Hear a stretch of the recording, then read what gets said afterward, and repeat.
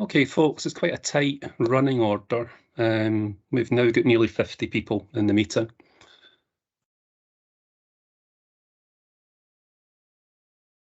What's on Matt there? But everybody keeps moving and disappearing. Oh, they are. Hiya, Matt. Hiya. Okay, we'll make a start, folks, if that's okay. Thank you all for attending, and I hope you find the various presentations we've got for you today interesting. The focus is on the really good innovative practice that's out there and some of the barriers that we're still facing. We don't intend to have a session where we re-describe the issues we all have about delayed hospital discharges. It's very real, and you're all very well aware of that. But I'd like you to keep in your heads that this is the first of this could be the first of a series of webinars if you find them helpful to share what's happening in other areas nationally and taking it forward from there. So if that is of benefit, just stick a note in the chat. We're going to have a question and answer session at the end because we've got such a tight running order. I'm not going to ask for questions in between the presentations, but please feel free to use the chat. Put any questions you want in there. The presenters, when they finish their presentation, may be able to answer you directly, and if not, we'll pick up those questions after the webinar and get back to you. We'll put something on the line for you all to sort of see. The purpose of today is to raise awareness about some of the good practice that's out there and some of the barriers that are out there, but it's very much solution focused. So I'm going to go to Matt Hay. Matt, if you could be kind enough to introduce yourself and kick off the presentations, please. Okay, first, all right. Hopefully, can everybody see that? You've done it, Matt. Well done. Very pleased with myself. Right, okay. I'm Matt Hay, and I've just started a new care business called Coast Care and Support Limited, and this is our journey to registration. So the content of the presentation, firstly, is just to tell you a small bit about our board history and the experience in the care industry, the beginning, the registration outcomes to date, communication with the council, carer recruitment, the benefits of looking after the carers, and I'll explain that later, and then just a quick summary. So from the point of view of our board, there's 4 of us on the board, and we've got more than 30 years care and business experience between the 4 members.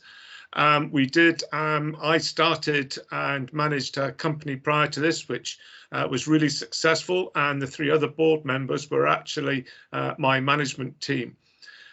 We successfully grew at this previous company to the extent that within 4 years we gained a turnover of 2.2 million, employed 135 carers. We obtained an amazing reputation over that period of time with both clients and carers. And just to quickly point out, we were never ever tendered to the council during that period. Although on one occasion we did apply, but even with having SQA registration as a training centre to train our guys in SVQ2 and consecutive 5s in care for 3 years, we still didn't get tendered.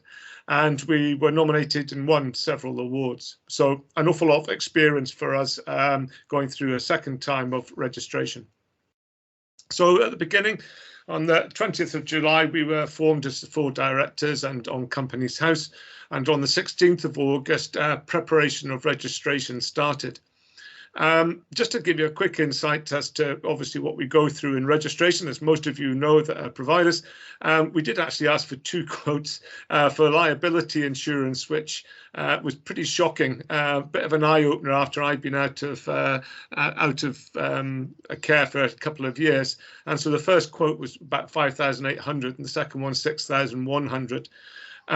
We obviously rejected these, trying to search to the reasons why, and the reasons most of them came back was due to COVID.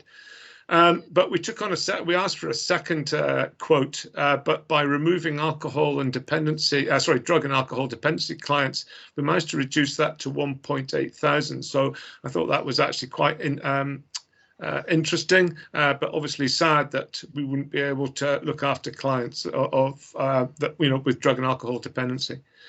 Then on the 13th of September, we met with the council, and on the 16th of September, we had a meeting with the independent sector lead, and on the 10th of October, registrations was submitted to the Care Inspectorate. So the registration outcomes, and I have to point this out right now, and it's not just because I'm hoping to get registration, but the communication I have had with the individual dealing with us, who's the same individual that dealt with me in my first company, has been absolutely magnificent. And one of the reasons I'm pointing out some of this stuff is I'm hoping that it's constructive criticism. But my initial communication with the registration care inspector was stated that registration could be completed by beginning of February, considering our previous experience and success. And stage 1 of registration was completed by the 18th of October. That's amazing. That was within 8 days. On the 16th of January, I was contacted by the registration care inspector and was informed that they had been off for a couple of weeks and would contact me with a new perceived registration date. And on the 25th of January, I was contacted again, stating that unfortunately, due to having a second job within the care inspectorate and 2 weeks off, that the registration had not started and that we were now looking at a date of the 10th of March. Got to state again, this is not a reflection on the help and the communication that we've had from the individual concerned. So communication with the council, and on the 13th of September, we orchestrated a meeting with the council to discuss what we were in a position to offer as a company once achieving registration. We wish to offer our services as a hospital to home discharge operation, as well as carrying out care at home throughout the council area. One of the reasons for that is we already knew we had in the region of 15 to 20 carers wanting to join us. Just to give you a wee bit of an insight, I spoke to the local MSP not so long ago, and it was herself who stated that I think it was 2 weeks prior to that in the county hospital that over 100 beds over one particular weekend had been taken up by clients who could have gone home. And they in turn wrote to Kevin Stewart, to MSP, as well as the head of the social care services within the council. And unfortunately, it was largely down to registration and the fact that it would be quite rightly unfair to other providers that they wouldn't be able to do this other than through the normal tender process. So we were already aware that we had 15 experienced carers that wished to work for us, with a further 7 interested and 1 brand new to care. That's actually 2 brand new to care. So we're informed by the council that this would come out by tender with regards to the hospital to home discharge with a view to being implemented by September 2023. That's what was stated at the time. That may have changed because I do know that the tender process has started and that if any interest, I think it had to be posted by February. So we weren't in a position to be able to tender for it anyway. So meeting with independent sector lead on the 16th of September, we invited another care company along with us, as we were both interested in maybe putting in a joint bid, of which the independent sector lead that said that, that could be looked upon, and I mean could be looked upon favourably. Unfortunately, after contacting the council, they came back to us and said that we would have to submit this separately. So I'm not quite sure how that would work. We, of course, intend working closely with other providers. So carers recruitment, and they are the salt of the earth, certainly during my period during COVID-19 and the carers I had, they're absolute heroes. So part of the, as far as we're concerned as a board, essential to the planning ahead during registration is the recruitment of carers, especially under the present circumstances. Carers, much like nurses, and this is my own thoughts as well as the board, are overworked and underpaid due to the shortage within the trade, and we've proven this to be avoidable with the previous company. They have to become a carer, so they've got the cost of the PVG. Sorry, they have to pay to become a carer. So they've got the cost of the PVG, which we can't actually get involved in until we've gained registration. They've got membership for the SSSC, and they've got now the SVQ2s. This obviously deters potential carers in starting a career in the trade. Just touching very swiftly on the Derek Feely Social Care Interim Report, I think personally falls well short of alleviating this issue. And in fact, the mention of nationalising care lacks forethought, in my opinion. And the reason I say that is, and it's probably a very good thing for carers, that once you put them in one basket under the trade union flag, if they're continued to be working the hours that they are and underpaid as they are, then they'll probably be permanently on strike, and then we'll still all have the same problems as we do in the NHS at present. That's my own personal opinion. We have a potential 22 carers, 8 of which are not employed at present, 5 recruited who are with companies and 2 recruited outside of care, and 7 further interested or with other companies. It's quite important to point that out. In truth, the last thing we want to do, having put out recruitment on Indeed, is to employ people from other care companies. Having said that, if it's their wish to join us for their own reasons, which I'm just about to come to, then and they're good enough for me to employ, then obviously will.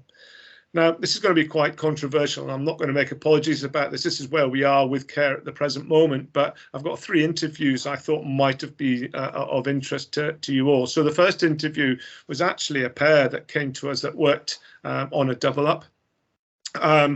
And obviously, the first one of the questions you asked them is why they're either leaving or why they want to do care.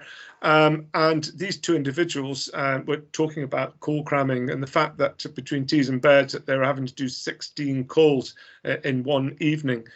This is on a double up, and unfortunately, they were saying that what would be an hour's call was having to be cut in half. And although it go in the scheduling system, it would be then coded. Obviously, they couldn't do this anymore from their own sense of duty as a carer, but it also felt that it was a dangerous thing to do. The second interview was an individual that had been, unfortunately, and we had to look into this carefully, had been suspended and was under investigation, and for a meds error. And it appeared that, and they showed me their timesheet, because I was obviously questioning them about this, and they'd been actually working 6 days straight, 15 to 16 hours a day, and then on the 6th day it made the meds error. And then the third example was an individual that actually claimed that they were working on their own in a double up, and to add to that, a spot checker had been sent out to check them, but had never said anything at all about the fact that they were working on their own. So there are issues out there, and my belief is it's the overall problems that we're facing at the moment with the amount of clients that need care, that we're trying to clear as many clients and people out of hospital that these sort of things are happening. So the benefits of looking after carers, and we proved this in the previous company, is the retention within the trade. People will stay in the trade, stopping migration from one provider to another, adding stabilisation for care across the board, encouraging potential carers into the trade, increasing the quantity of carers, thereby releasing the number of beds in hospital. Doctors and nurses released to spend more time with their patients where needed, reducing long hours. More beds made available, corridor use reduced, and more importantly, ambulances released, reducing waiting times. And the road to recovery, as far as I'm concerned, it all starts with social care. And the reason why I'm mentioning all of that is exactly like I did in my first company. We intend to follow this as a company. And lastly, just a quick summary. With regards to the registration, it appears that there is only one care inspector working on registration, and that the process actually takes about a month and a half after stage 1 is completed. There could be a lot more providers in place alleviating the system at present. I hope I haven't done myself a bad turn with the registration now. We were and are, come the 10th of March, we hope, in a position to take on hospital to home discharge immediately, thereby reducing the wait to possibly September and the numbers taking up beds in the hospital. I will say right now, even though we're not registered, we're already receiving numerous calls on a daily basis. And there's only my mobile number out there from potential clients who are actually wanting out of hospital but have heard that we're a new company. Our plan is to care for these clients, carry out the care and risk assessments, and then shadow in the client's new providers' carers. That's if we were lucky enough to get the hospital home discharge.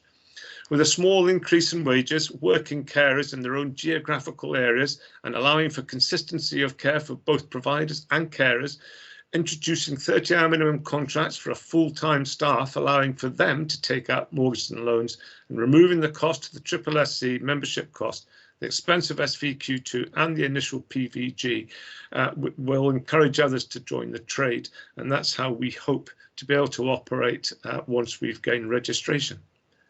Thank you. Thank you, Matt. That should stimulate some questions, I would imagine. I put a wee note in the chat just to remind everybody that we're having a Q&A towards the end of the meeting. And if you have any questions for Matt or other presenters, please feel free to use the chat. Nicola, can I come straight on to you? Hi, Jim. Yeah. We'll just wait. Matt, stop sharing. That's us.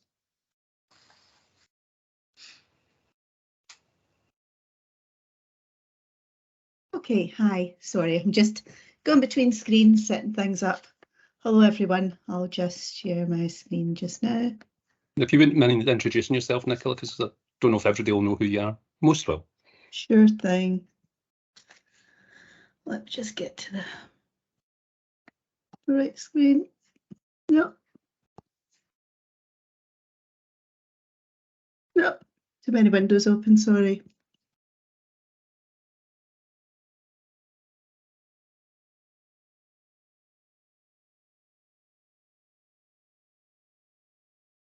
Sorry, folks, I really need a tidy up of my desktop here.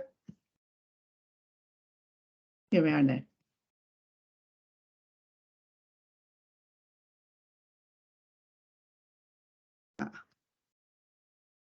Thanks, Nicola. Okay, here we go. So I'm Nicola Cooper. I'm Technology and Digital Innovation Lead with Scottish Care. I'll skip that bit because if you're here, I assume you know who Scottish Care are and what we do. But I do like to give a little bit of context. So social care in Scotland, I'm just thinking about the role of the independent sector. So we provide 88% of the care home places for older people and 55% of home care hours.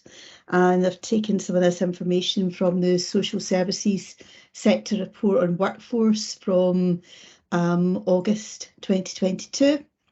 And you can see from their map how the majority of Scotland is covered by the private sector, and the private sector being that kind of largest span of provision in social care in Scotland. So moving straight on, we have a burning platform here. So a Scottish Care Workforce report from a couple of years ago now found that 25% of staff leave within the first 3 months, and that rises to 33% in the first year. So recruitment and retention are a major challenge. And we feel that it's exacerbated by those lack of career pathways and aspirational roles in the sector. The report out today from Audit Scotland found that workforce capacity is the biggest risk to NHS recovery. So it quotes that there's been a 17% rise in people who can't leave hospital because often the social care they need is not available. And about that unmet need. So the areas of unmet need are incongruous with our ambitions for more care to be delivered in the community, that home first agenda. But currently we have 60,000 people with care and support at home, and that's 4 times more than in a hospital bed. So again, just demonstrating the role of the social care sector and that kind of dependency that we have with the NHS and with the health sector. So clearly we need to be doing things differently, and I'm here talking today about the care technologist role. I guess I manage this programme of work. The care technologists are all out and about busy today, but I'm here representing them. You will have the opportunity to hear from them directly. They are doing a webinar on the 28th, and I'll drop a wee link in the chat if you want a bit more of an in-depth on their activities. So the Care Technologist is a new role. It's been co-designed with social care providers, and it aims to create a sustainable model of integrated care enabled by digital data and technology.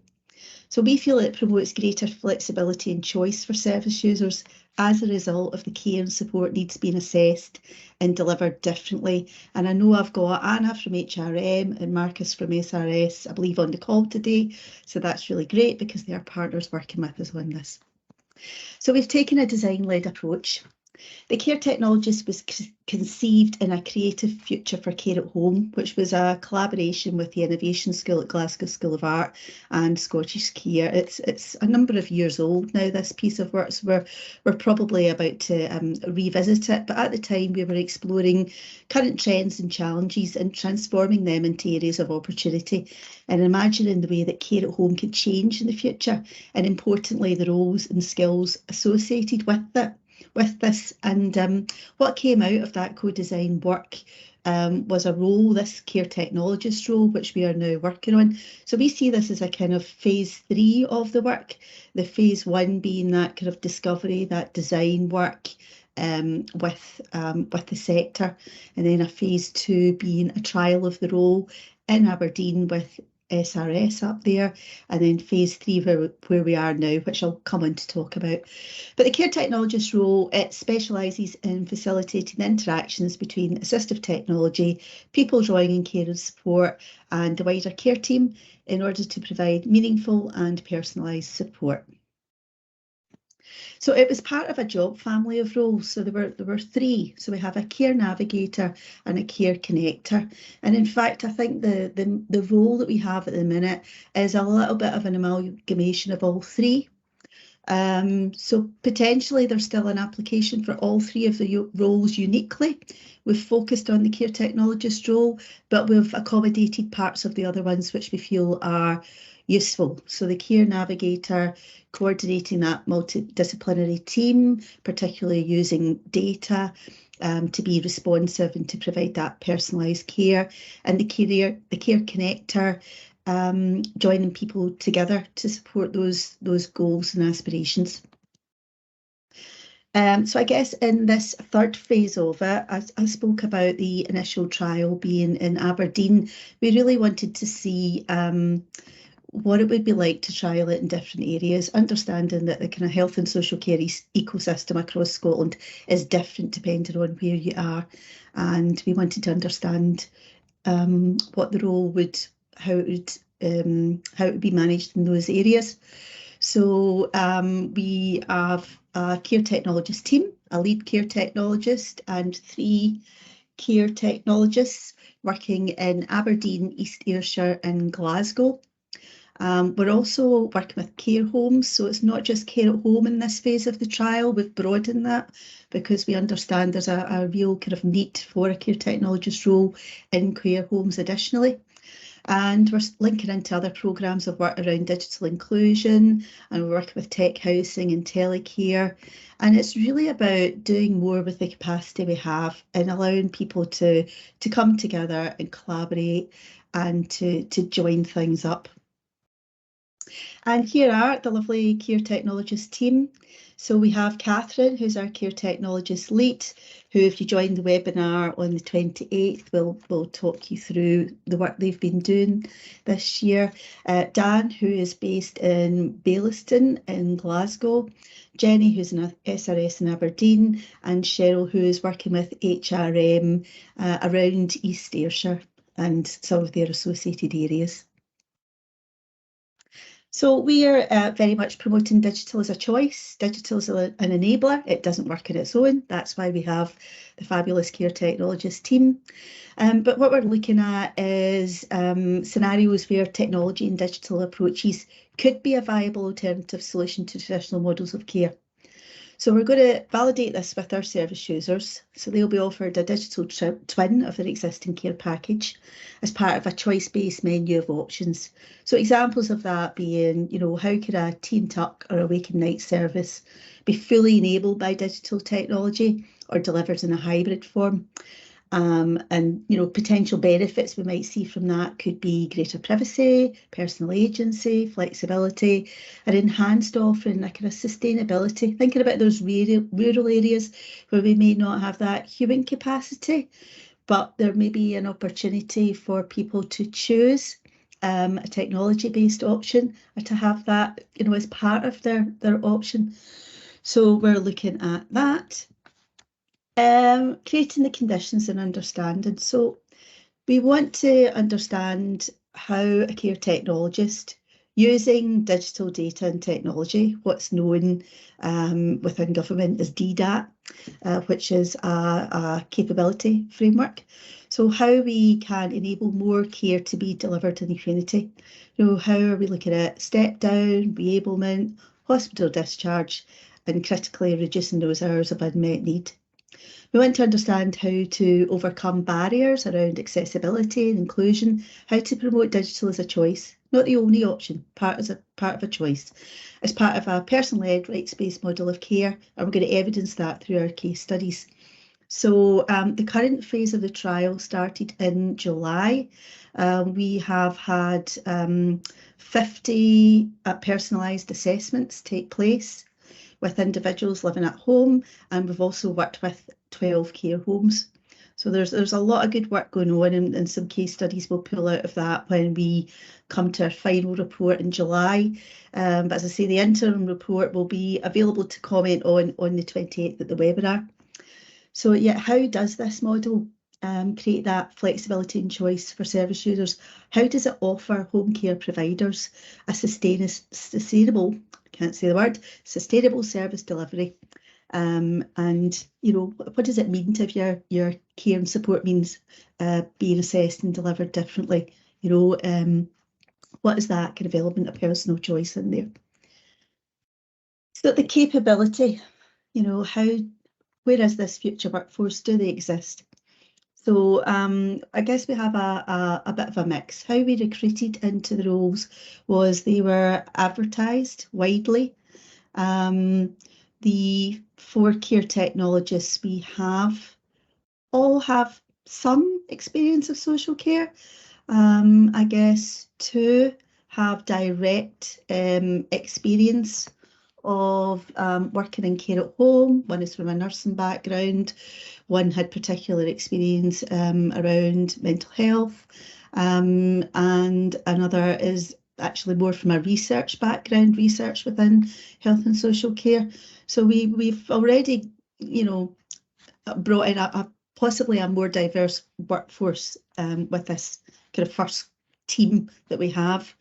But we want to attract others. So yesterday, Cheryl and Dan were up in Dundee at a careers fair talking to the computing and ethical hacking students about a career choice that might include social care and a care technologist role. So I look forward to hearing what the outcome of that was. Sometimes people go into roles or choose careers and then they maybe want to pivot, have a change. Some people are looking for more contact with other people, to be more in that support role. Others have a particular skill around technology. What we're finding with these roles is that you can teach the technology side of things. You can learn that. The people skills are critical to the role. Being a really good listener, being able to see opportunities for tech are useful, but not necessarily having in-depth tech knowledge, because that can be picked up. And in fact, it's a bit of a movable feast anyway. It's always developing, the devices, the technology. So it's something that we're in a kind of constant cycle of learning about. We're very interested in the quality assurance around the roles, the idea that we want a kind of professionalisation of roles in this sector. So we are thinking about, where the salary scales relate to roles in health. Like we may look at occupational therapy roles, for example, because we see that as being, something of a comparison. So we want to understand what the impact of that is on recruitment and retention, or even in the kind of existing workforce. So if you have a care technologist working alongside you and able to support you with your digital conference additionally, then are you more likely to see your workplace as being more aspirational, more supportive? Are you then likely to stay in that workplace and to, you know, get more value out of your work? So we're kind of poking around and things like that to understand what the benefits might be. We're also working at this stage with a UKRI funded project called Impact, and we are working with Esme, who's from Stirling University. So we're hoping that the impact methodology will give us an evidence base on which we can, you know, specify the conditions that will be needed to roll this out right across Scotland. Because really what we want is that for everyone in Scotland, they can have access to a skilled practitioner who'll support with a digital care plan. So I guess that's the end goal for us. And our work with Impact, we think will strengthen that. So I'm leaving you with a question, and it is, you know, do you want to do things differently, and how can we work together? As I said before, this is a phase 3 of the work. It ends in July. We're actively looking for new partners now and how we can take this forward. So we're very keen to hear from you. We're keen to explore new ways in which the role could support the multidisciplinary team, can support more people to be at home and to live well. @CareTech Scott is our Twitter handle. You can find the team on there, and I'll drop the other links into the chat. And I will make sure to join the Q&A just in case there's anything at 20 to 4. Okay, thanks.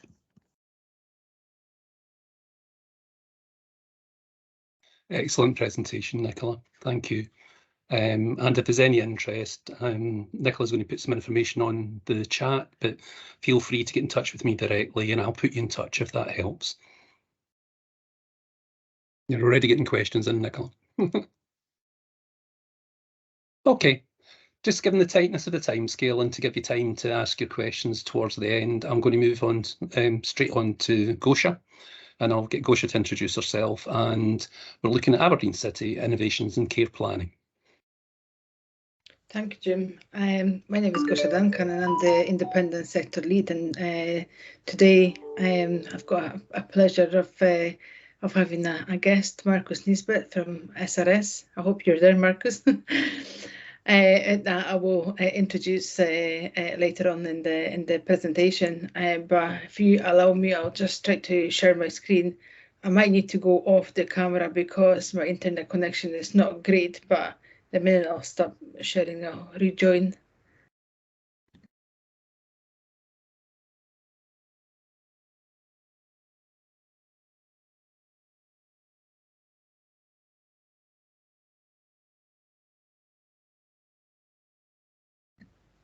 Can everybody see that, Jim?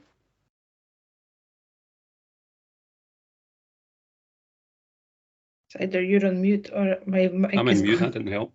I can see it, but you're not in full screen.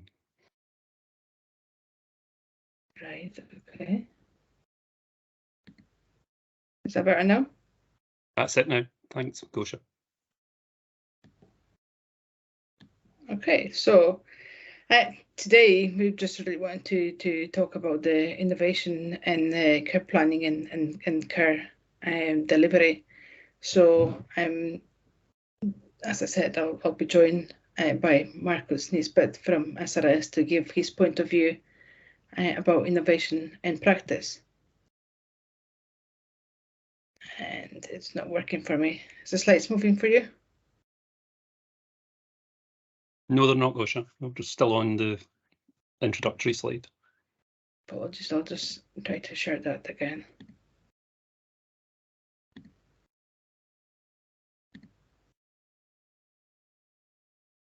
Okay.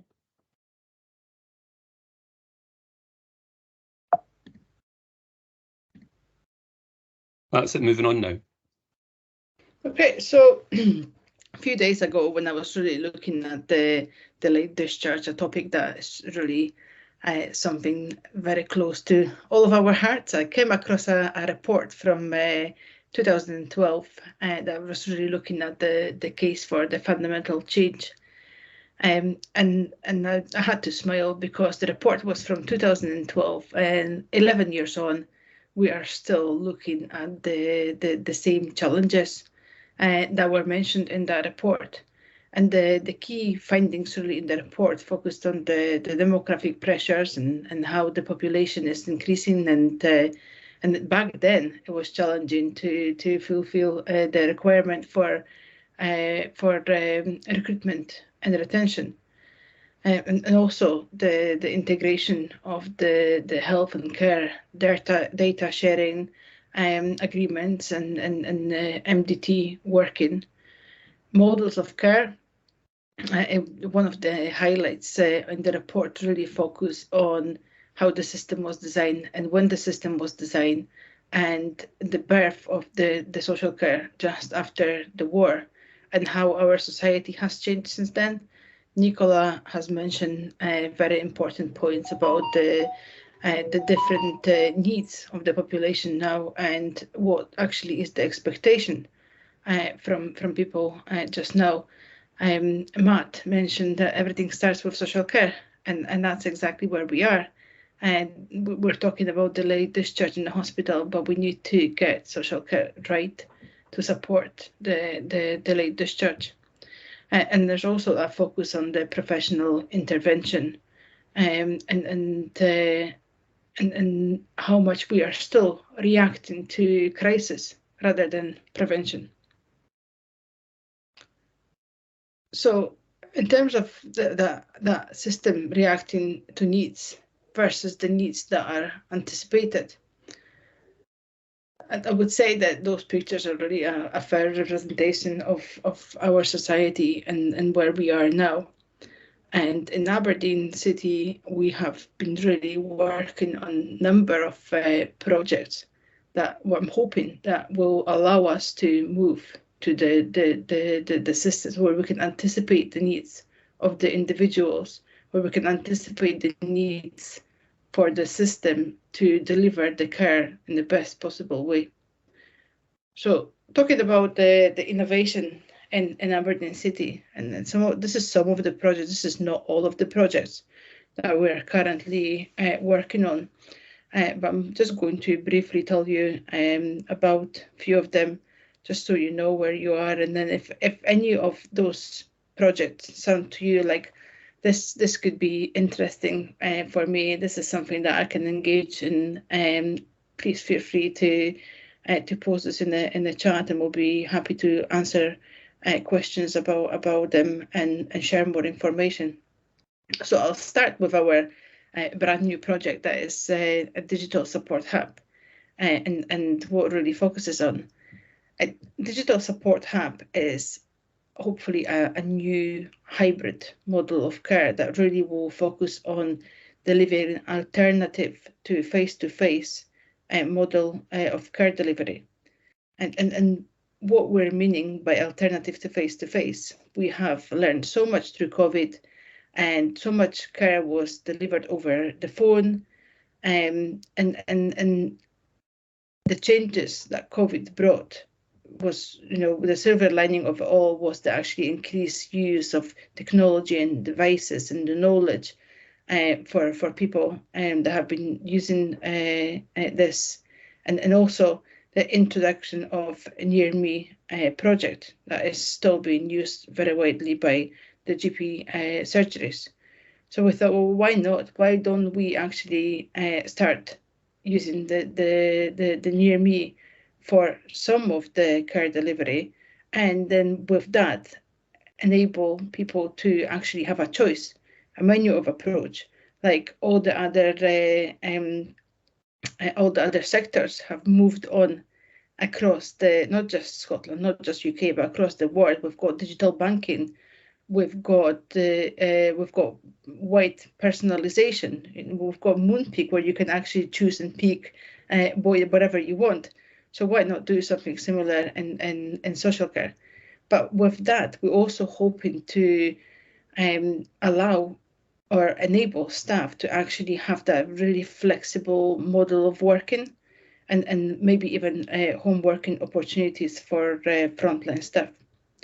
So the next project is an enablement project that has been around for quite some time. And in fact, I started as one of the enablement trainers with Scottish Care in 2014, some time ago, but we were always slightly ahead of our time because that was done pure integration. And now that we actually have got this collaborative approach, we're trying the project again. We're just in the middle of the test of change with Grindcare Consortium. It's a coalition of 10 providers in Aberdeen City. And what that project focuses on is really about training the frontline staff to deliver consistent approach that not just enables people to become independent, but it's really focusing on optimizing of abilities. Hospital Homecoming Project is a project sponsored by Scottish Government, and ACFO, our third sector interface, is leading on this project in Aberdeen City, and really brings together all the third sector organisations in the city to support the discharge from the hospital. And what I mean by the support, it really widely supports the individuals for to have that good discharge home. Once somebody is discharged, the coordinator works with the person to see what might be missing at home. If it's an empty fridge, they'll fill it. If it's a dog that needs to be walked, they'll organise somebody to walk it. If it's the transport to the appointments back and forward to the hospital, the project really just delivers a wide range of options and prevents that return to the hospital. So really it's actively promoting the not just the delayed discharge, but actually the failed discharge as well. It's trying to reduce that. New roles in care and support delivery. Nicola has mentioned all about care technologists, and we have tried this in Aberdeen City, and they're still going. We've just had the meetings with the care homes, so this is something that has really been very welcomed in Aberdeen City and trialled first with SRS. We are also hoping to introduce or explore new roles via Digital Support Hub. And with that comes the wide use of technology and the partnership working with the telecare and telehealth team in the city, but also another project that is focusing on alternative respite for clients that will be using technology. Information sharing, and it's always a challenge because we've got systems upon systems that don't speak to one another. So as part of the enablement test of change, we decided to test past system that would allow providers that are taking part in test of change to actually share the information and share the support plans with staff and have that live view of changes, but also to collate the data and share that with the partnership. Risk assessed care really focus on single-handled care, but done in a smart way with a use of equipment, and there's a lot of training happening in the city around that. But none of this, or some of this, probably would not be possible if it wasn't for the different style of the care that is commissioned in the city. We really moved away from time and task in a sense, and the care for the Grindcare Consortium is focused on outcome for the individuals. And on top of everything else, we've also got exciting opportunities because Aberdeen City has been chosen as a pathfinder for getting it right for everyone. So we will be working on new projects, applying the principles of Garfi to the existing projects. So watch the space, what's coming next. But now I would like to welcome Marcus Nisbet, the director of International Care at Home company that has been recently awarded excellence by the Care Inspectorate in delivering care and support to individuals. And I would just like to hear from Marcus how the innovation and the need of application of all the changes really is affecting the delivery of care and support in his service. Thank you.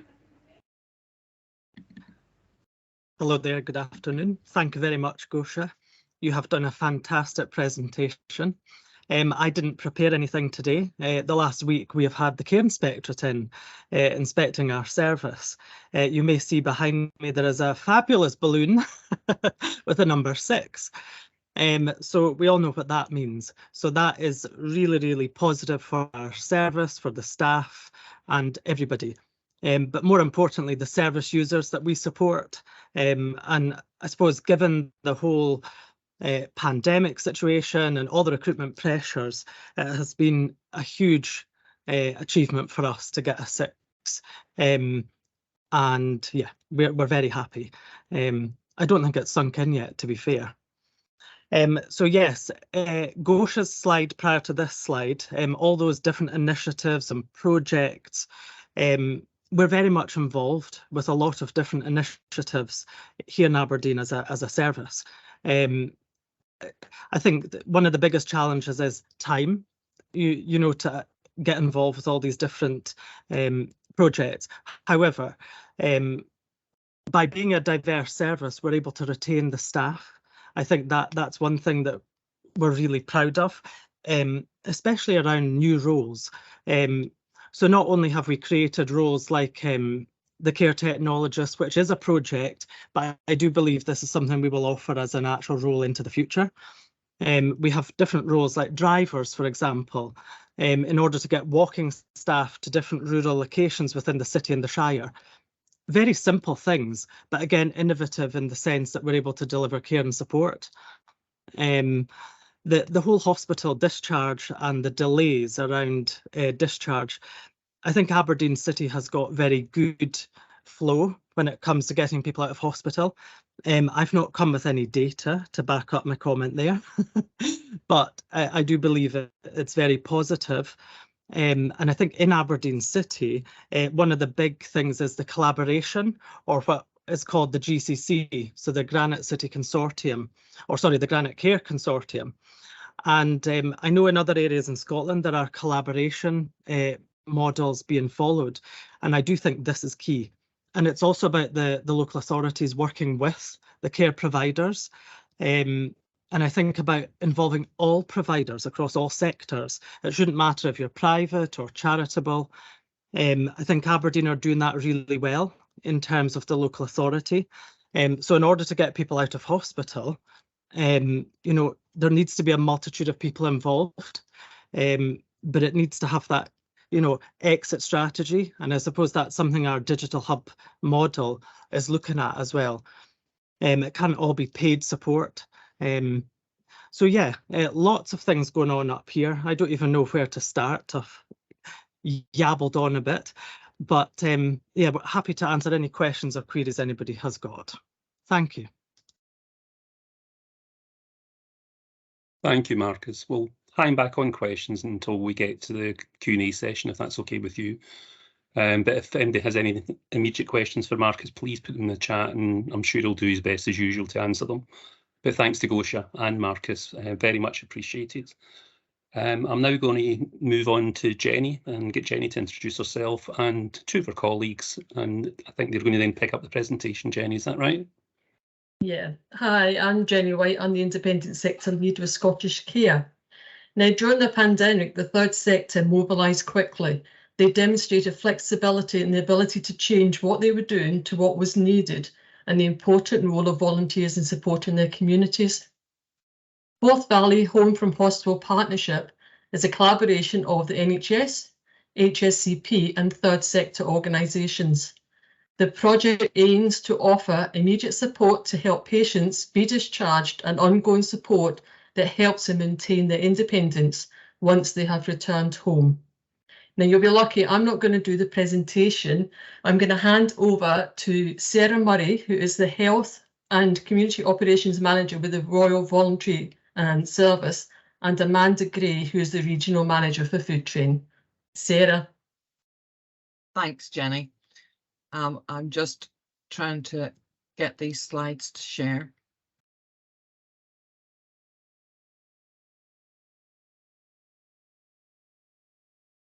I can figure out how to do that. You're sharing. Can you see the whole screen? It's Is not it full filling the screen? whole screen. It's a little bit smaller than. How can I make that bigger? Oh, You go down below your presentation to where the boxes are. Look at 1 of 7 and then go to the boxes. No, it's not making it bigger. Hang on, I'll cancel it and start again.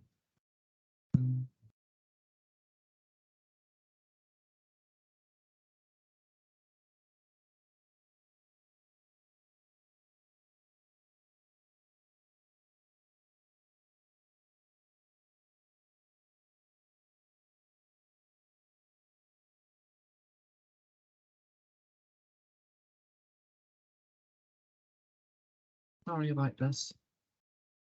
Take your time. That's you.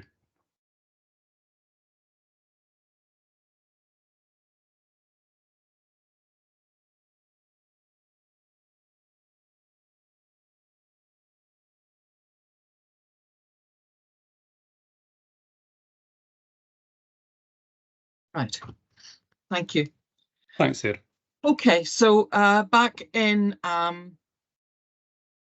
sort of the winter of 2021, we had been working through COVID lockdowns with Falkirk Health and Social Care Partnership. We already had a service operating in Stirling, and about September of 2020, 2021, Falkirk Health and Social Care Partnership approached us along with Food Train and Strathcarron Hospice and Dyla Journey, who are all third sector operations in the Forth Valley area, to Stirling and Clackmannanshire Health and Social Care Partnership, to ask what we could do to support them during the winter of 2021.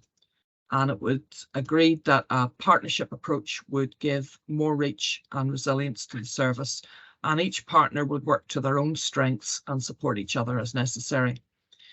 Royal Voluntary Service agreed to host the member staff. That was going to be the lead community link worker. In fact, I stole him from another service and put him on this, and then had to backfill him.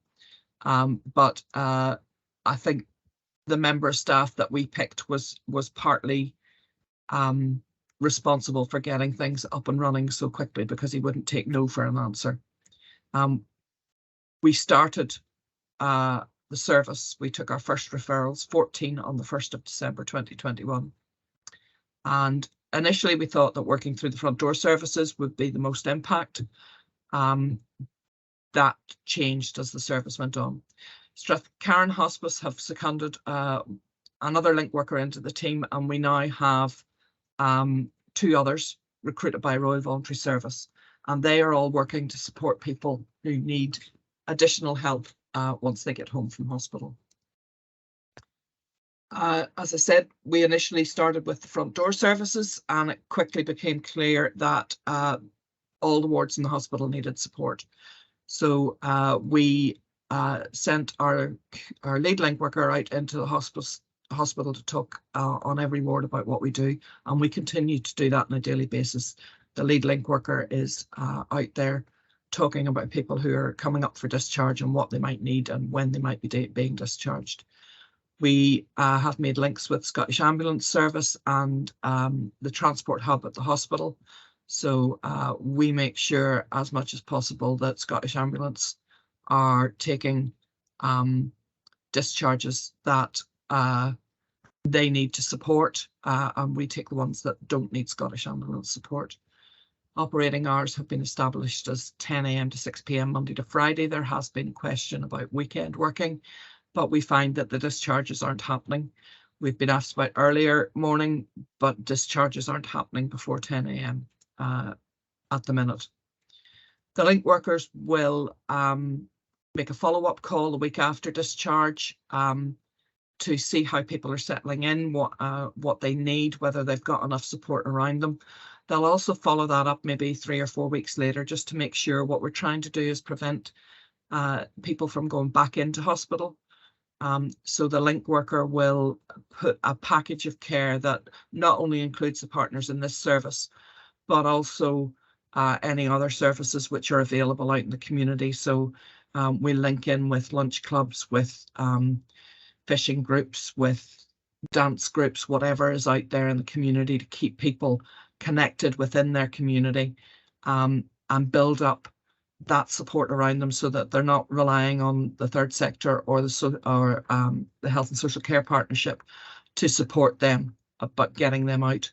The other thing we are about to introduce is seated exercise at home. So a volunteer will go home with a client and do seated exercise with them to help with the prevention of falls and getting them back on their feet after a stay in hospital.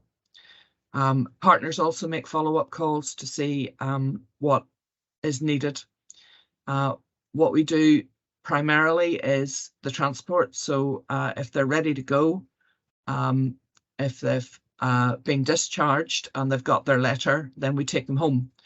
The medication and the equipment and their clothes can follow them later on that day by a volunteer driver. We will take them to their own home. We take them to another hospital in Forth Valley as part of step down, and we will also take them to care homes if that's what's needed for a bit of reablement before they go home again. We will also support then the community hospitals to take people home from there and some of the care homes. Falkirk Health and Social Care Partnership developed an app which is held on their server, and it allows information sharing in a controlled environment so that everyone has access to what they need. So internal referrals are made by the link workers to the other partners, and they get the information that they need, but not the information that they don't need. The welcome from the NH staff across the hospital has been absolutely brilliant, and they're all very complimentary about the service and the staff involved and the fact that we can get people home so quickly. Being able to share the space in the discharge lounge with Scottish Ambulance has been really advantageous. This says 2,701 people, but I think that's now up to 2,775. People, medication, equipment delivered home successfully since we started on the 1st of December 2021. Communication between the Health and Social Care Partnership and the partners is fortnightly. We have a quick meeting every other Wednesday morning to look at any problems there are, but also enhance the service as we go along. Everything is person-centered, so it's what the patient needs to get them home and get them settled in their home. We're allowing Scottish Ambulance Service to focus on the more complex patient that we can't take home. Patients are home, settled and relaxed, cup of tea in hand usually, when their equipment or their medications arrive. And we have, courtesy of Food Train, we have bags of food for those who need it. If you've been in hospital for 3 or 4 weeks, you'll not have shopping in, but we send them home with a bag of food to allow them to do that. We have had some challenges. We still haven't got access to Wi-Fi in the hospital, which does really restrict our access to IT equipment. But it's an NHS thing and we have no control over it. We're still working on it. We have had some personalities in the hospital that have put up barriers. The uncertainty of funding is always a challenge, but it being in the third sector, we're very used to that. Trying to understand NHS processes and them understand how we work. The biggest issue was that they thought we were there to replace staff, and we're not there to do that at all. Trying to support patients who have not been referred to care at home prior to discharge. Cost of clothing. A lot of patients come in, as you'll know, with the pajamas they've been lifted by ambulance in. And that's really not suitable to go home in the middle of winter in, or a gown that they've got while they're in hospital. So we have a stock of what is now joggies and sweatshirts and slippers so that they have something warm and decent to go home in. The limitations of the support we can provide: we don't do personal care. So anybody that needs clinical support will go home by ambulance. We do take walkers, but we also take wheelchair access, people who only use wheelchairs. The minibus is wheelchair accessible. Most of our transport comes in a rush between 3 and 5 in the afternoon. That's just the way the hospital works, so we adjust to work around it.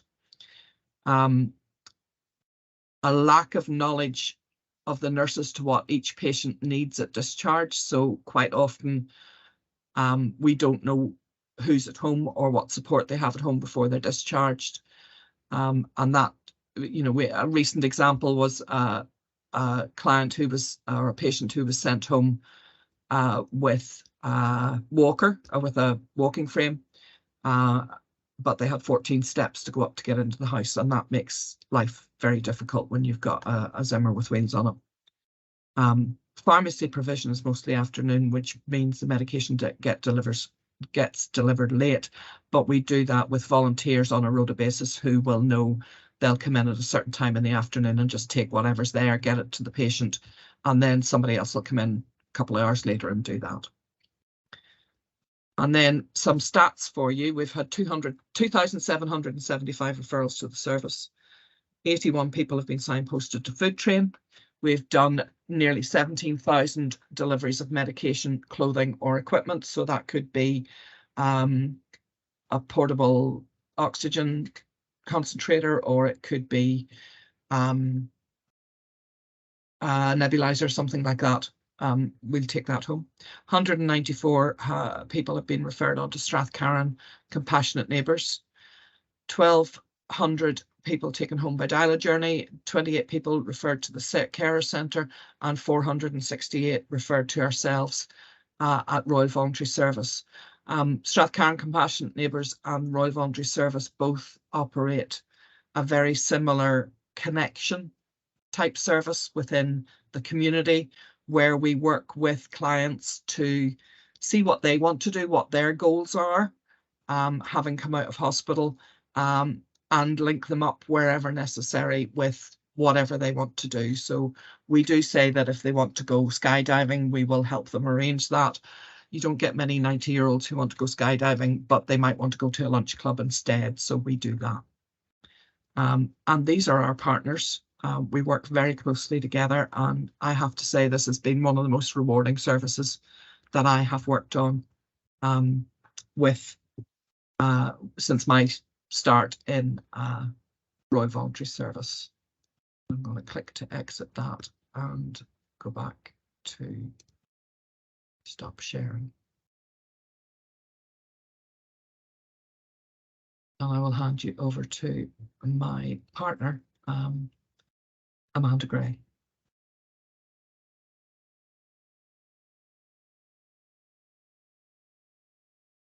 Thanks, Sarah. Good afternoon, everyone. My name's Amanda. I'm the Regional Manager for the Falkirk Food Train branch. I have a feeling that I might need some support from some of the technology innovator people, because I'm about to try and share a video and I'm not entirely sure that there's going to be any sound. So if that's the case and you can't actually hear any sound from the video, well, somebody please shout at me, and what I'll do is I'll just put the link to it in the chat, and then you can go in and obviously have a look at it in your own time. But bear with me whilst I, with bated breath, see whether or not this video is actually going to work. So let me just see if I can share this with you just now. I'm good at shouting at people, Amanda, don't worry. Oh, that's good. Well, everybody needs somebody that can do the hard jobs. All right.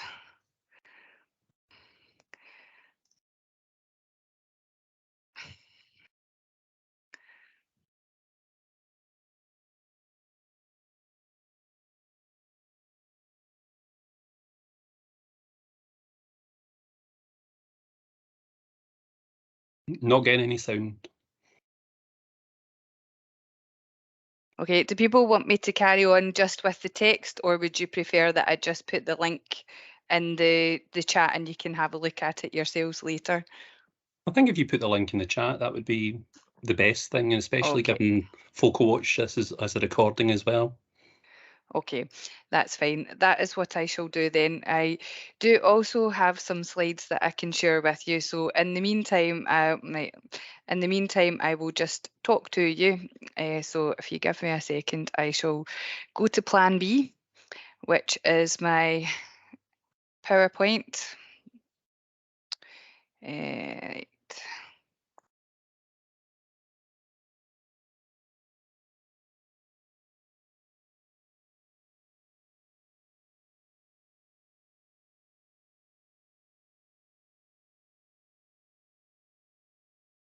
Can you see that okay?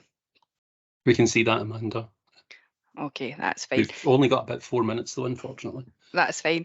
I'm going to talk very, very quickly. So basically, just to give you a little bit of information about what Food Train do, although Food Train Falkirk is part of the Forth Valley Home from Hospital Partnership, we are based all over Scotland in various regions. So, you know, feel free to check whether or not there's a Food Train branch in your local area. But one of the main services that we do, our core service, is a weekly grocery delivery service, and losing the ability to speak. But we support older people in the community, so it's generally anyone aged 65 plus. We have befriending, where we do one-to-one befriending and group outings. We have a neighbourhood meal sharing scheme called Meal Makers. We do some at-home support, which is support with small household tasks. And we also promote eating well in older age through our Eat Well, Age Well projects, which includes things like malnutrition screening and Eat Well Buddies. In terms of the actual Forth Valley Home from Hospital Partnership, our role is actually relatively small. You'll obviously have seen from Sarah's statistics that a lot of the referrals to the partnership are in terms of transport or medication or some of the onward community support that people need. But for Food Train, we can provide a food pack at the point where people are getting discharged from hospital, and it has approximately a 24-hour supply of non-perishable food that people can use to keep themselves going until they are able to do a normal grocery shop. Where necessary, we can also do an emergency grocery shop for somebody within 48 hours of going home. That's Monday to Friday, just because that's the hours that we operate. We can take referrals for ongoing support with weekly grocery shopping. We can do malnutrition screening for all of our members. We have an Eat Well Buddy scheme, which is about helping to give nutritional advice to older people, help with meal planning, help with supporting with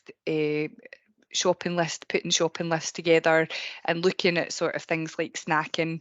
And as Sarah's already said, it's a very collaborative effort between all of the partners, and I think that's one of the reasons why it has worked so well in Forth Valley. Maybe I'm just being biased. And in general, as I say, with the other parts of the service that we provide in Food Train, we can provide that ongoing community support. Just in terms of, I'm going to stop sharing the screen just now.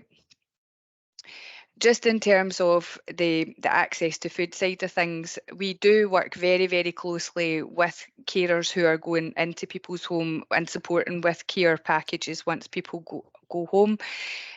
So we can, help to make sure that there's appropriate food available for meal calls, and we have various home care providers who actually will do, like, they'll phone us up or they'll send in an email to order the shopping for the person that they're actually supporting at home, and that helps them with their job, because it means that they're confident that they're going to have access to food when they're going around to support people with these kind of things. Also, we know that better nutrition helps to reduce hospital admissions for people, and it leads to better recovery times. So a lot of the things that we're trying to do is about supporting people to stay well, to remain more independent and be at home for as long as they possibly can. Just again, very, very quickly to touch on our Meal Maker service, it is a more bespoke service than just having somebody come in and support with meals, and it's also volunteers in the local community who are going in to support a local person. So it's home cooked meal, and it's more likely that it's going to be healthy and nutritional rather than just being a ready microwave meal that you can get heated up.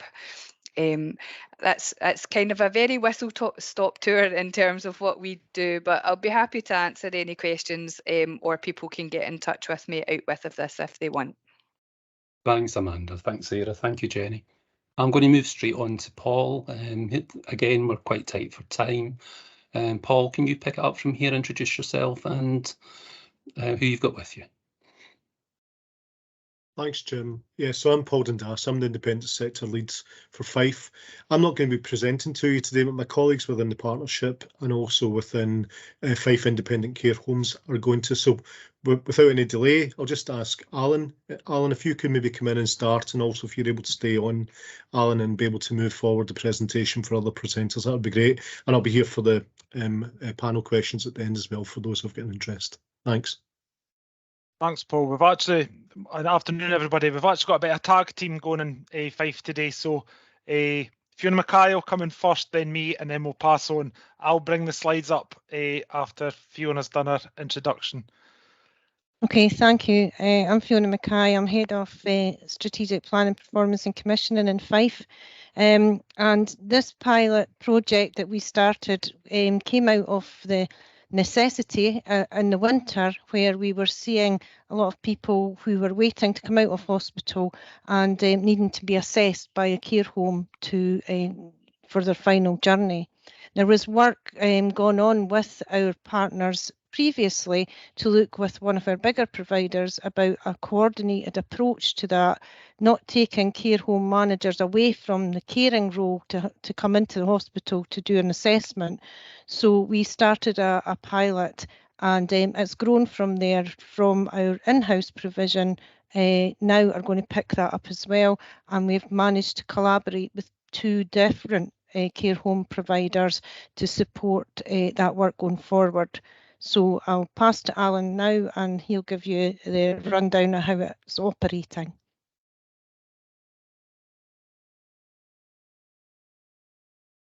Is my slides now on the screen? Yeah, but you need to go to... You need to go to full slideshow. All right. You're testing my technical abilities. Is this right? Yep. Is that now? Yep. That's you. Cool. Right, thanks everybody. So as Fiona says, this test to change this pilot is around about obviously our partnership and collaborative working with our care home providers in Fife. What we were seeing is when we were receiving referrals into the commissioning team from our colleagues within the discharge team, what the commissioning team were then having to do was make multiple contacts to various care homes, trying to get the manager, who obviously has ultimate responsibility and agreement to who would be admitted into their care service. Obviously, a care home manager has many hats on and is not always available or able to do assessments, feedback, what the outcome of assessment was. So what that was then showing us was obviously that there was some delay in the process around how a decision to admit someone into a care home when it could actually take place. So what we have is we've now created bed flow coordinators, and there's 4 bubbles on the screen. We have 2 people in post just now, as Fiona's mentioned. One is due to join us, another one is coming on stream fairly soon as well. Now with these 4 bed coordinators, they actually cover 50% of the care homes in Fife. So while it's only 4 individuals that the bed flow coordinator that we have, they're covering half our homes, which is really good. What we've also introduced as part of the process is when the referrals come into the commissioning team and to work collaboratively and collectively with the bed flow coordinators, is we've set up a huddle meeting. So 3 times a week, although since the slides were prepared at the beginning of the week, that's now changed. We've dropped one of them, so we're going to 2 times a week. So we have a 2 times a week huddle meeting. That meeting is allowing us to discuss referrals, get updates, find out what barriers are in place. Also looking to see what alternatives could be put in place. So if one of the coordinators comes back and says referral for care home A isn't suitable, have they got another care home that they either manage, or could they then pass it over to one of the other bed flow coordinators? So it saves all these different handoffs and then the commissioning team having to facilitate all them. We've got the coordinators discussing with each other. Obviously it helps us build relationships around how we are connecting and collaborating with our independent sector. So as I said, from Fiona done at the beginning of the intro, we're a bit of a tag team. So I've not really went into the role of what the bed flow coordinator does, because we've got Laura and Leanne on the call with us today. So I'm going to move to the next slide, and I think it's Laura, I think you're first, just to come in and give a little update about your role and what you do in this, and then we'll pass on to Leanne. So over to yourself, Laura. Thanks, Alan. So I'm Laura, and I'm the Operations and Placement Coordinator for Abbotsford Care. It started because our organisation was looking to support a smoother transition for all admissions coming in. And when the COVID-19 pandemic hit, we implemented what we called the Placement Coordinator role, but which has now become the Bed Flow Coordinator. This was to aid additional processes that COVID brought in, but not only for admissions, but also for the care home as a whole. The organisation decided that all assessments would come to one centralised person, and this would free up the managers to deal with any additional workloads that they may have.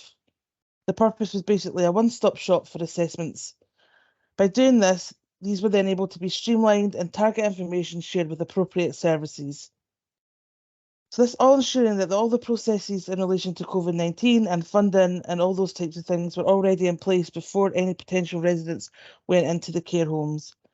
So the process starts when we get the initial assessment review sent in from any social worker or contracts team. I had a strong knowledge of the care homes that we had, which was a really good starting block for myself. The knowledge then allowed me to get to know the residents, the unit dynamics, the type of clients that we took in specific units, and this helped us get a more appropriate placement for people looking for placements for the care home. All of this only works because of the relationships that we have developed in the partnership. But not only with the social workers, there was much more. So we have social workers, social work contracts, the residents themselves, their families, public health, the hospital team, the care home liaison team, our own financial teams, and obviously the most important, the care home managers themselves.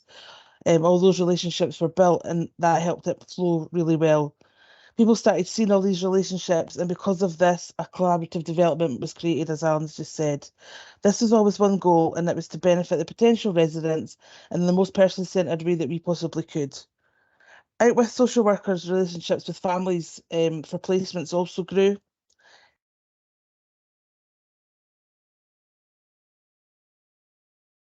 You put yourself on mute. Sorry. People would contact me out with for private placements as well as the ones from hospitals. And again, I spent time talking families through the system and the finances and things like that. They didn't always place their residents with us or their family members, but I think it was just having someone there for direction, especially during COVID, because it was a very difficult time for everybody. They didn't know where to go. So that allowed us to build within the community as well, as the partnerships that we had going on. The benefits that we've definitely seen from this are that the transitions to the care home are definitely much smoother for the residents and everyone else. There's great manageable systems and streamlining processes in place. Some great working partnerships which we can seek advice at any time. We've built trust and services with external agencies. Time management not only for our care home managers but also for the social workers too. They're only having to send the assessments to one person. It also is helping reduce the risk of data breaches because that information isn't being passed to multiple people. Being able to provide a more person-centred service with continuity of care has been invaluable. The biggest benefit to us as a company as a whole is obviously we've seen an increase in occupancy, and all the processes in place are all done before anybody comes in, so we're not chasing our tail at the end of the day. We had some feedback from our managers to see if they preferred this process. All our managers seemed to be really happy with the process and how it was working. Not one of them said that they preferred it the old way at all. Many of the common responses were that it was great to have someone to liaise and iron out any questions and issues.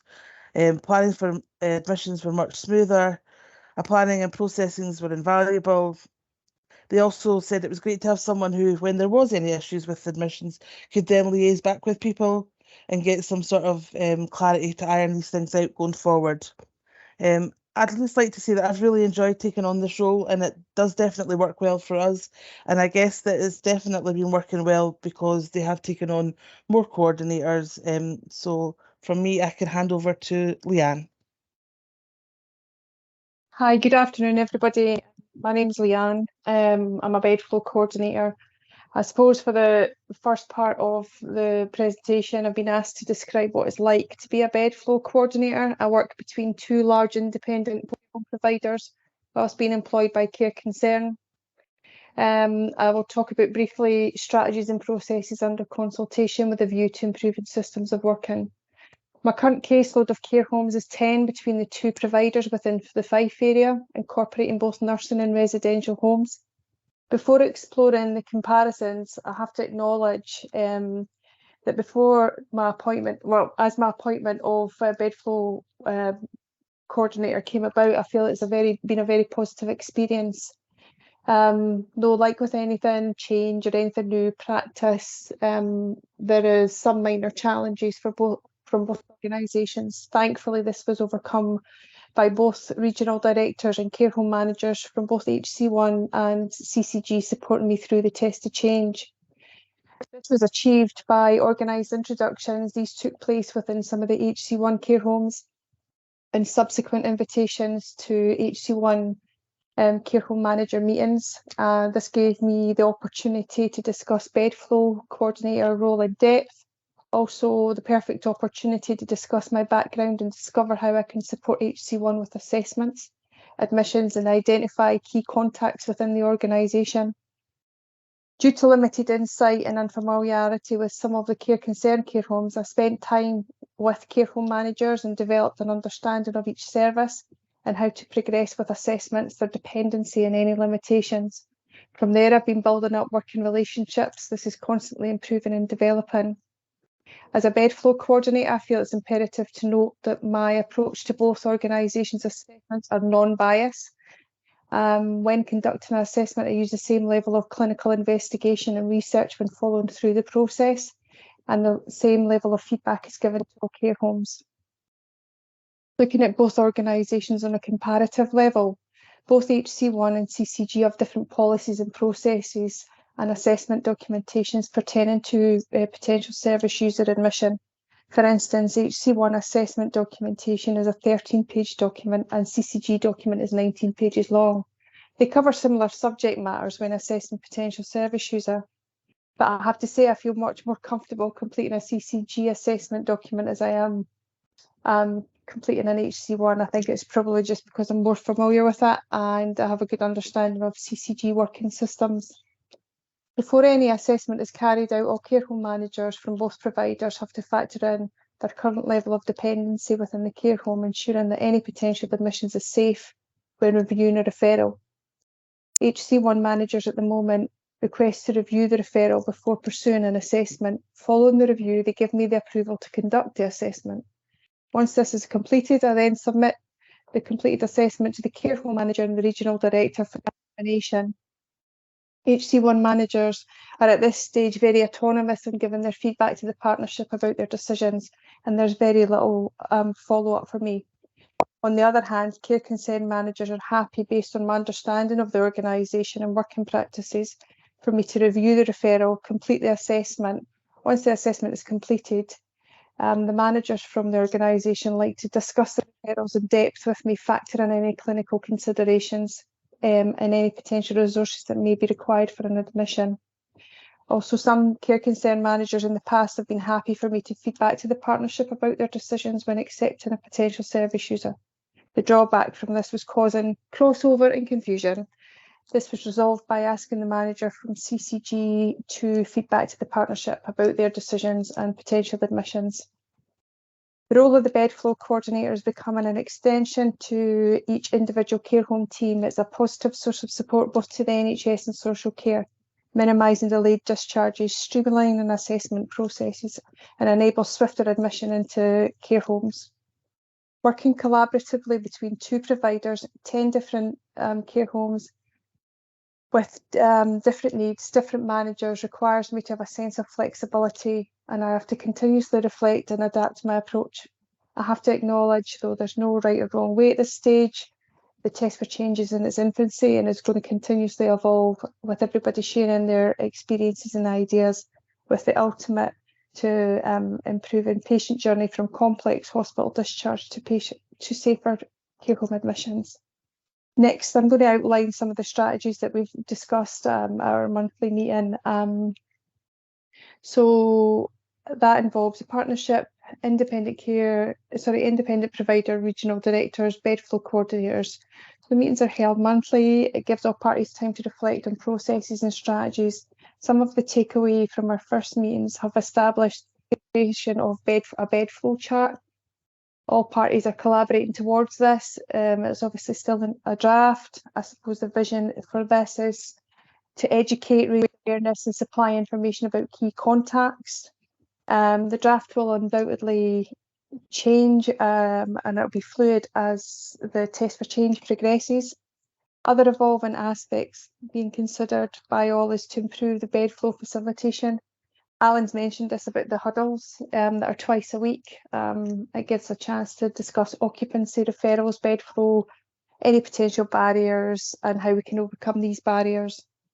And finally, another area for exploration is in the future to implement unitary assessment documentation between all providers. It is hoped to improve the assessment process and make it more streamlined. But obviously everybody or all care home providers are going to have to consider their own care planning systems when they're thinking about a unitary document. Thank you, everybody. I'll hand you over to John. Okay, good afternoon, everyone. Really good to spend time just hearing what's going on, not just in Fife, but across Scotland. So much partnership work, and I think that really is at the heart of what we're doing in Fife just now. So I'm the last of Team Fife. Don't know if they've saved the best till last, probably not, but I'll just really want to spend 5 minutes going through really some of the innovative work that we're involved in just now in relation to hospital discharge. It's a simple presentation in some senses. What I'm going to talk about is very simple, and we think that's what's really good about what we're doing just now. As I say, I'm one of the service managers within Fife Health and Social Care Partnership, and improving patient flow is a key objective of what we're doing in Fife. Home First is a strategy or a programme which is one of the main sources of work which contributes to improving patient flow. And I'll come on to speak a bit more about Home First just towards the latter stages of my presentation. But what I want to speak about briefly is our front door in the Victoria Hospital in Kirkcaldy. We have a newly formed front door assessment team. It does sit under the Home First programme.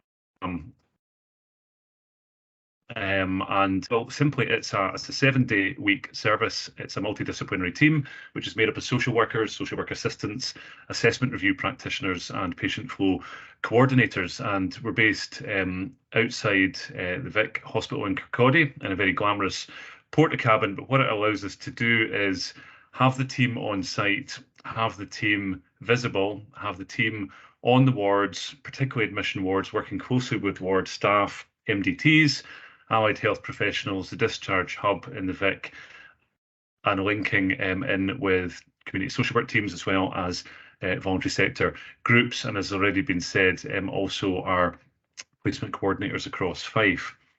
So discharge without delay is really the focus of the front door team. What the team does is identify service users as early on in the process as possible. So as soon as someone presents at the Vic, then our team is involved to undertake an assessment for those who meet our eligibility criteria, pull together the resource or package required for the person. And this is all undertaken before that individual is medically fit. Therefore, it does reduce delay. Historically, what had happened was that often social work and social care were only involved once the person was deemed to be medically fit. And at that point, then under immense pressure to have that person moving on, which is understandable because we know the pressure on our hospitals across Scotland.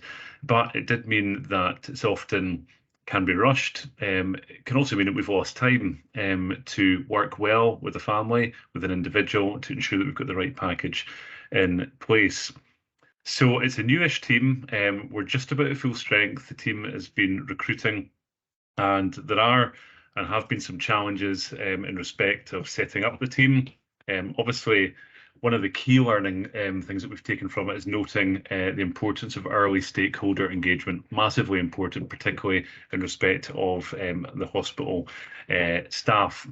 So, as I've said, it fits in with current initiatives in Fife, planned date of discharge pilot as well, and also Home First. So I do just want to touch on Home First in Fife. Many of you will be familiar with Home First as an entity. It's been set up by the Joint Improvement Team, which is made up of Scottish Government, NHS Scotland, COSLA, third sector, housing, etc. And they've produced guidance which covers 10 actions to transform discharge. And in Fife, we have embedded this approach from last year. We're meeting those 10 outcomes through 7 work streams. I'll just briefly cover what those are. We've got information data, which includes how we use technology, anticipatory care, screening and assessing frailty, integrated discharge planning, commissioning and resourcing, intermediate care, and housing and social determinants. I think what, as I've said already, has been seen from today is joint working across the sectors is the only way that we can achieve the goals that we seek to achieve. And this is particularly the case when it comes to the consideration of delayed discharge. And it's exciting work as far as Home First goes.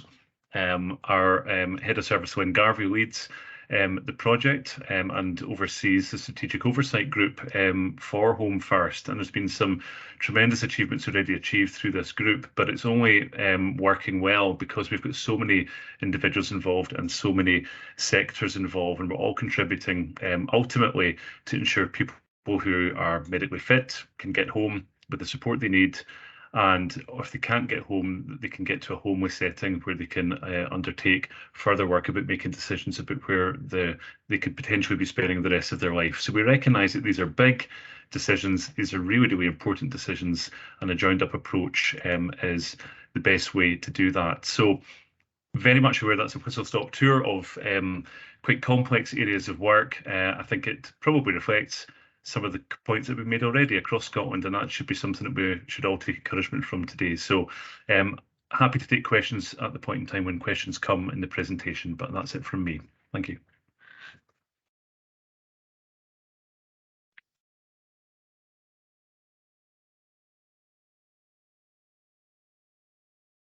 Paul, do you want to come in and have the last word before we move into the question and Q&A session? Thanks, Jim. I'm just really appreciative of all the presentations from today, and in particular, obviously, with my role and responsibility in Fife, of my colleagues taking the time. I think John and others have mentioned it today, we've got a very strong team Fife spirit. You know, whether you're working in an independent sector organisation, whether you're a member of the Health and Social Care Partnerships Managed Services, I think this piece of work that we've been working on has been building over a period of time because of our connectedness, because of our collaboration, and Laura and others have said it today about the importance of relationships, and we're very, very key about that as our kind of guiding principles and making sure that our relationships stay strong. I just really value from what Leanne and Laura have said. You know, they're running at this, but when I say they're running at it with lots of motivation, strong morale. They're linked up, you know, and they're also learning, and they're sharing their learning, which is really, really important as well. Really, really value it. Lots to go. We've got another 9 months of this test of change ahead of us, and we've got an evaluation which will be taken in bite-sized chunks, Jim, as we go through this. So just thanks to everybody for today so far, and I'm really looking forward to seeing what questions might come in. Thanks, Paul. That was excellent, and thanks to all the presenters. I found it really, really interesting, and we will do our best to share the presentations with you and make sure everybody has access to those. So we're now going to go into the Q&A session. If you just want to raise your hand, I'll take that in order. We've got from about 20 minutes or so to sort of run that past everybody.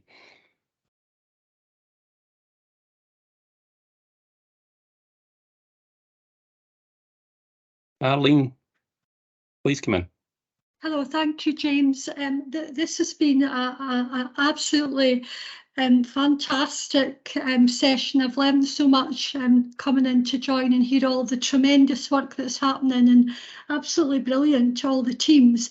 I guess I'd be keen to hear a wee bit about you know, there's an enormous amount of work going on, and the collaboration and the partnership working fantastic. I just wondered what people's thoughts are about, because I was looking at the Audit Scotland report, and we're still seeing delays to discharge remain a barrier to patient flow throughout the acute hospital. We're still seeing an increase in the number of occupied bed days. And with all of this tremendous work, I'm just wondering what people's thoughts are around what is it that needs to happen to actually start to see a dent in that. Though I can imagine if we weren't doing anything in terms of all the work that is being done, if that wasn't happening, I can, you know, it's hardly imaginable what that would look like. But we'd be keen to hear what people are thinking around all of that energy. And then we're reading reports like this, and any thoughts around what needs to happen to make a dent in that. Thank you.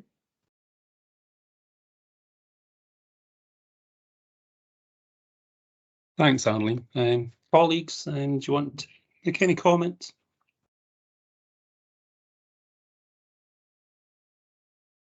Not much a Q&A, we don't get an answer. Thanks, Paul. Come on in. From my perspective and my experience, Arlene, and you know the work because you're the chair of our Integration Joint Board in Fife, so just so that others are aware of that also. And we work closely. We've got very strong development sessions, and we are a regularity of meeting. I think the regularity and that continuity of meeting and having your own local intelligence feeding your system and knowing who people are, where they are, and what the next steps of those people will be, and having that strong strategic guidance, which I think underpins it. So I think that in terms of what, in response to your direct question, I think our future is about new relationships. It is about the change to that ethical commissioning approach. It is about collaboration, and I think it is about mutual aid, common purpose, which hasn't necessarily been there within a competitive arrangement of commissioning and practice and tendering and so forth. But there is also a funding gap, I think is fair to say, in terms of when you're looking to supply social care at the level of the demand that's been asked of it. So, and I think we also have to do some ongoing learning from what the experiences of COVID have been upon the social care system. And I know it's a whole system, but in terms of my interests, in terms of supporting primarily that of care homes, care at home and housing support in Fife, and my experiences of Fife and working with my colleagues nationally, I do think there's a platform there that we need to be building upon on that collaborative footing. Arlene is where I'm at, and I'm continuing to work with, and I think hopefully at pace and with a consent and an acceptance locally as well. Thank you, Paul. Folks, any other questions for around the presentations, or anything you want to say, give us an update on where they are and what they're trying to tackle? Anna, come on in. Yeah, I was just wanting to ask a little bit about the home discharge, home first, that John was talking about, and I wondered where independent sector providers, or if they fitted in that.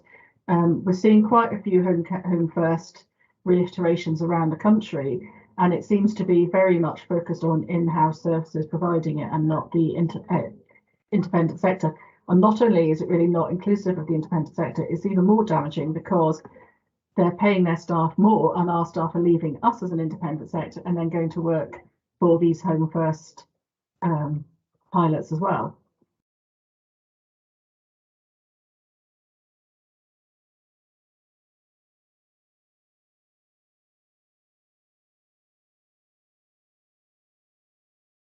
Okay, John, do you want to come in?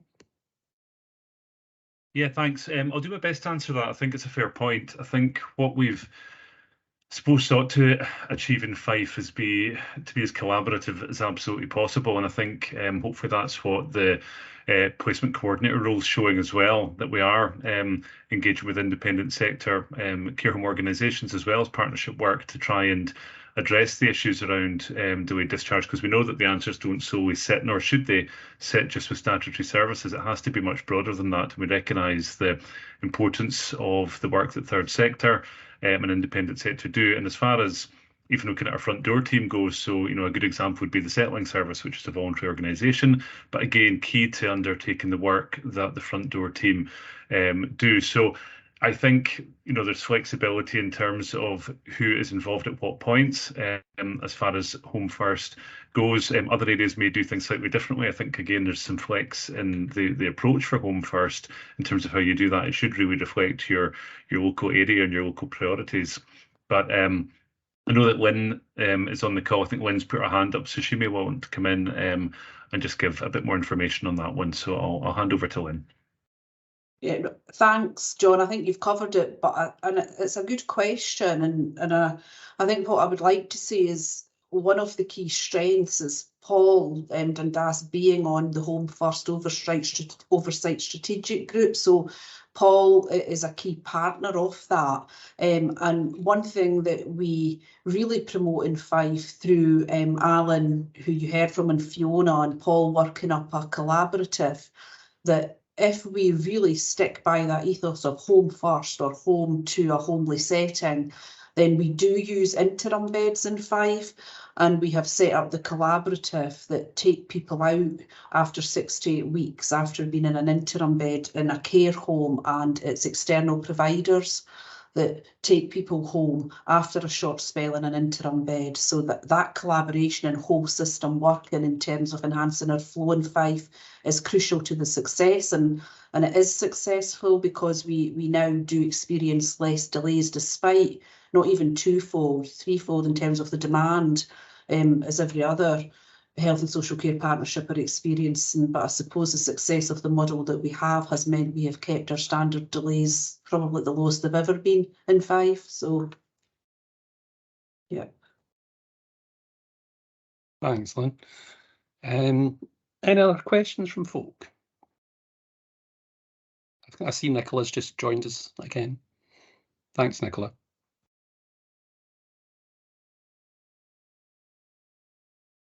Paul, come in. I'm just taking the opportunity to know that Nicola's joined us, Jim. Nicola had spoken about future funding, and also I'm aware of the 3 areas that Nicola's teams are working across. Clearly, digital and tech is of everyone's interest, and when we're looking at both care within care home settings and the support and the growing demand for care, I wondered if Nicola can give us any update or where she thinks maybe national funding might be coming from, or whether she's also going in search of local health and social care partnership funding, possibly from digital and tech pots that are available in local areas. I just wonder where Nicola's current thinking was, Jim. Wouldn't it be great if I could just say, yeah, there's a massive funding pot out there and we're all going to get some. I think, so my post is funded by Tech, Social Care and Government, and their funding is normally distributed through Tests of Change, and the Care Technologies project is part of a stage 2 Test of Change. I'm not sure that there's ever been a stage 3 Test of Change, so I'm not sure that that's a route for us. I also am aware that with things being what they are, there's no Test of Change in the pipeline for the social care tech programme. Whether that might change, I'm not sure, maybe in the new year. But it's clear to me that the route to getting funding is through collaboration. So, for example, the call that I was just on, I'm on a workshop with the DHI, Digital Health and Care Institute, where they're working specifically in the Moray area. They've got 5 million through the Moray growth deal, and they are looking at future workforce skills. And we're potentially collaborating with them round about kind of induction, curricular support for roles like the care technologist. So that's one way that we might kind of achieve our goals, but in working with someone else. I think the larger pots of money seem to come attached to academic institutions. It always feels to me that there's a little bit of an imbalance then with those institutions and the kind of management costs associated with that and what they need to get what they, it doesn't feel almost always harmonious, because I think we're much more in the space of delivery. So where we might want to evidence what we do and understand that fully, we kind of want to get things done. So there's sometimes a little bit of a tension of working, I think, with academics as well.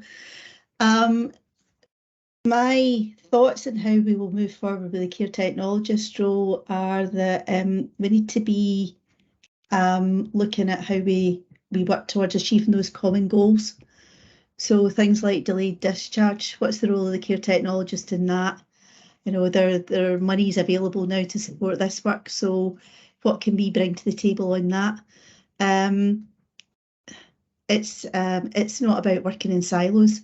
It's about doing what we can with the capacity we've got in different areas and joining up. So I can look at kind of individual funding for specific things if you want a kind of heads up on particular aspects of your digital work, but there's no kind of one answer out there in terms of funding. Sorry, Paul. It's a really good insight, Nicola, because I think you're right. Any successful funding bid, any bid that's likely to be successful and it comes from a partnership basis is much more likely to be successful. And I think it's this sort of collaboration and working together. Matt, come on in. And click my microphone. Hiya. Not biased at all, the fact that I live in Fife, but everything I've heard from the team in Fife is just amazing. Just one question, as you know, I'm a supporter of the carers, and you mentioned that obviously the managers were very pro the system. Do you know how the carers feel, and do you think this might actually encourage more carers into the trade going forward?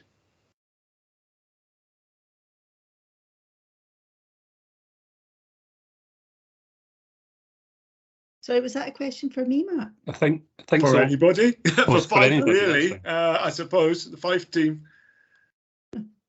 I'll let Fife come in. I've got a view on that, Alan. I don't know if you want to come in first. We've done a lot of work with the frontline workforce, and we've also got representation from the statutory care at home team. I don't know what Karen was, and I don't know if she still is, but maybe you could give your view there, Alan.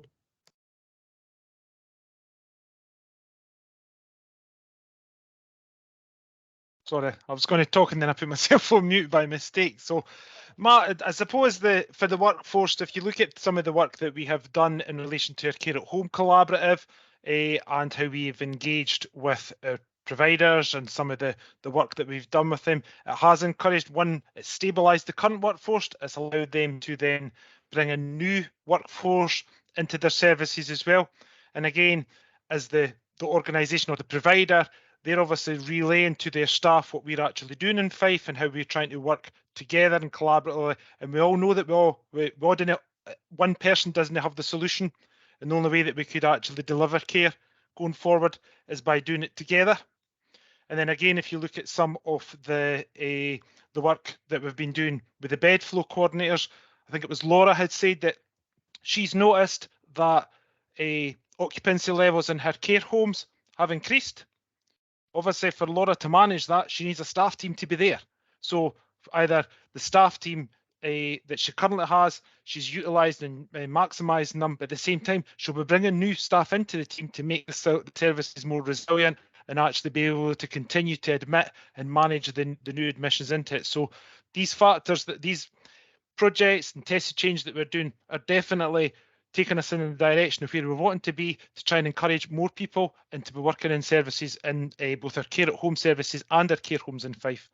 I see Laura's popped up her hand. I don't know if you want to come in, Laura, and just hopefully you'll back up what I've just said. Well, yeah, because obviously with the rise in occupancy means that we have more income to recruit more staff and look at the bigger picture. But also with the bed coordinator's role, the staff then, if they've got any issues from admissions or anything like that, they have that person who can link back. So it's ironing out a lot of issues that affected staff in the first place and, you know, stressed them out and, you know, made them want to leave the industry, that they know that they've got a voice now and it's getting heard by other people. So I think in that aspect, the staff, though they don't make a decision necessarily on the resident coming in, they're getting their say on how the process is done and they know that somebody's listening to them. And I think that makes a massive difference to them.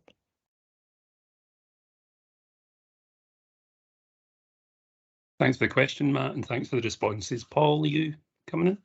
Just briefly also, just again from my experience, and thanks again to the 16 care at home providers who are members of the care at home collaborative in Fife, but they have given us access through our data sharing arrangements to reach their front line, hear back from those staff about their experiences, what motivates them, what their fears, what their anxieties are, what actually keeps them working in the sector, what restricts them from travelling in the sector far enough to reach those that are seeking care. We know that the things within their cost of living challenges. So we hear all of that and we take an evidential view. And myself and Alan and other colleagues are then able to articulate that into a narrative we put back into the partnership. And I think that's what has managed to achieve ongoing additional funding to achieve that stability that we've had within care at home. And as Laura's describing, also the relationships we have across our care home sector network in Fife as well. But I think one last point just on that is that all of that investment has all gone to the front line, Alan. So I think that's what we have been very, very keen on, that everything has gone to make sure that that investment to allow the resilience and the retention to ensure that people are able to, especially in these challenging times, stay within the sector.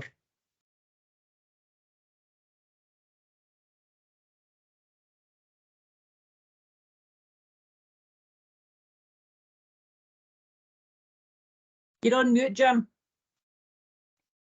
That's helpful to be told. Colleagues, are there any further questions prior to us closing the webinar? No?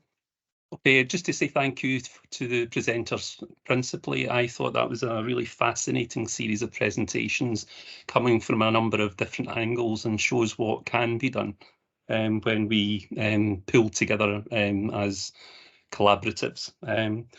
The intention is to have a series of webinars on subjects that interest you. So if there's anybody out there that would like us to pick something up, please speak to your independent sector lead or email me directly, and we'll be happy to fit that in. There's a series of other webinars there as well on the Scottish Care website that you can have a look at if you've got any interest there. There will be an evaluation paper sent out, but if you want to stick anything last minute in the chat about what you'd want to take forward, please feel free to do that. But I will bring the webinar to a close at this point and finish on thank you again to all of the presenters. It was absolutely excellent and certainly couldn't have done it without you. Get a whole 5 minutes back. Cheers. Bye-bye now. Thank you. Bye. Thank you.